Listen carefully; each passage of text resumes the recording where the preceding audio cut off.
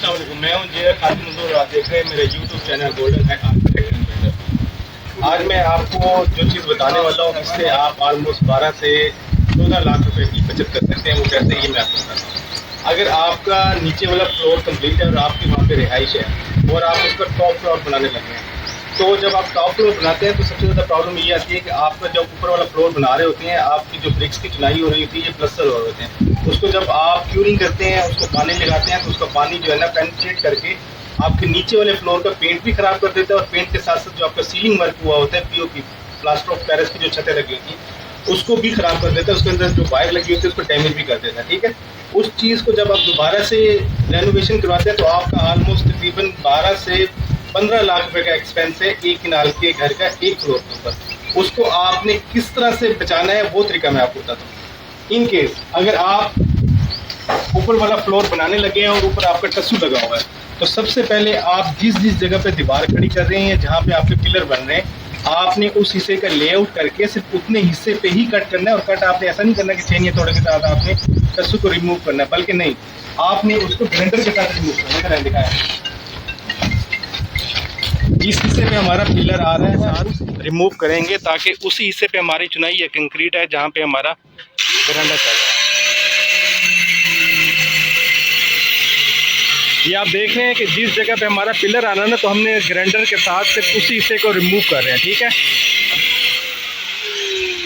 अब ये हिस्सा मैं आपको दिखा रहा हूँ कि इस हिस्से के ऊपर जहाँ पे हमारा पिलर आना था ना, ये हिस्सा हमने टस्सू का ग्राइंडर के साथ बिल्कुल एज पर हमारा साइड जो साइज़ है उसके मुताबिक हमने इस हिस्से को रिमूव कर दिया। जब ऊपर से हम टस्सू को रिमूव कर दें, तो टस्सू को रिमूव करने के बाद आपका नीचे जो टस्सू के नीचे जो मट्टी होती है, ठीक है, उसको भी रिमूव कर देना। जब आप मट्टी को रिमूव करेंगे तो उसके नीचे जो आपका शॉपर होता है, ठीक है, उसको उठा के देखो, ये देख रहे हैं, ये शॉपर है और इसके नीचे आपका बिटुमिन की लेयर भी है। तो आपने ये करना है कि आपने उसी हिस्से को आपने रिमूव कर दिया। उसके बाद आपने कंक्रीट बनाना है, कंक्रीट डालें इसके अंदर। अब यहाँ पे हमारा 13 इंच का पिलर आना है, 13.5 इंच का, ठीक है। तो जहाँ से हमने बेस खड़ी करनी है उस जगह के ऊपर हम कंक्रीट डाल रहे हैं। अब ये कंक्रीट क्यों डाल रहे हैं ये मैं आपको बताता हूँ कि जब इसके ऊपर हम पिलर खड़ा करेंगे ना, तो पिलर की क्यूरिंग भी हमने करनी होती है। ठीक है, जब उसकी क्यूरिंग करेंगे, पानी लगाएंगे, तो उसका जो पानी है वो सीपेज करके नीचे की तरफ पेनिट्रेट ना करे। जब वो नीचे की तरफ पेनिट्रेट नहीं करेगा तो इससे ये फ़ायदा होगा कि आपका जो नीचे वाला फ्लोर है वो सेम से बच जाएगा। जब सेम से बच जाएगा तो उसका पेंट भी बच जाएगा और आपका सीलिंग वर्क भी बच जाएगा। जैसे अब यहाँ पे देख रहे हैं कि ये कंक्रीट से हम फिल कर रहे हैं, तो इस हिस्से पे हमने ये कंक्रीट के साथ इसको फाइनल कर दिया हो। ठीक है, अब ये क्या हुआ है कि ये बिल्कुल सील हो गया है। जैसे ऊपर टस्सू था, ये बिल्कुल सेम वैसे सील हो गया है, ताकि हमारा जो पानी है वो नीचे सीपेज ना करे।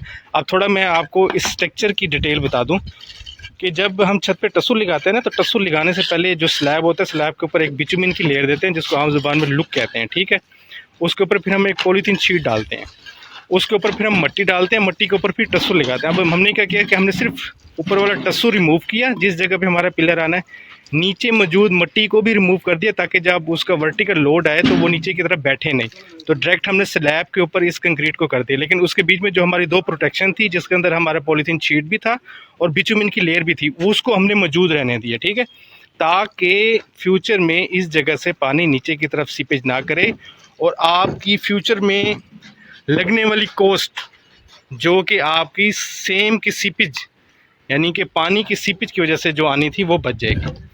तो होप आप मेरी बात को समझ गए होंगे। अगर आप ये प्रोटेक्शन लेयर को डैमेज नहीं करेंगे और ऊपर वाला फ्लोर बनाएंगे तो आप काफ़ी सारी कॉस्ट से बच सकते हैं।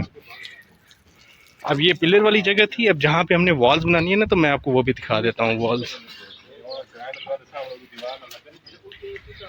अब ये देखें कि यहाँ पे अगर हमने ये पैरापिट वाल बनी हुई है 4 इंच की, ठीक है, इसके ऊपर हमने 9 इंच की पैरापिट वाल देनी है। तो हम क्या कर रहे हैं कि यहाँ से 4 इंच की हमने ग्राइंडर के साथ ग्रूव दी। इस हिस्से का जो टस्सू है हम इसको रिमूव कर देंगे। ठीक है, यहाँ पे फिर हम इस जगह पे भी कंक्रीट भर देंगे। ठीक है, तो ये जगह भी पैक हो जाएगी। इसके ऊपर से हम चुनाई शुरू करेंगे ताकि हमारा जो पानी है वो इस टस्सू से नीचे रिमूव ना हो। अब क्या होगा कि जब हम ऊपर वाला सुपर स्ट्रक्चर सारा कंप्लीट कर लेंगे, ठीक है, उसके बाद जब हमने फ्लोर कच्चा करना होगा ना, वो कच्चा करने से पहले हम इसकी चुनाइयाँ कंप्लीट कर चुके होंगे, ऊपर छत डाल चुके होंगे, ठीक है। उसके बाद हमारे प्लस्तर भी कंप्लीट हो चुके होंगे, यानी कि मैक्सिमम जो पानी वाला काम है वो हमारा कंप्लीट हो चुका होगा। उसके बाद हम क्या करेंगे कि इस टस्सू को रिमूव करेंगे इस फ्लोर को कच्चा करने के लिए, ठीक है। लेकिन नीचे जो मौजूद शॉपर है और जो लुक है उसको हम रिमूव नहीं करेंगे। टस्सू को रिमूव करके यहाँ पे हम अपना ब्रिक ब्लास्ट जो है वो डाल के इस हिस्से को कच्चा कर देंगे।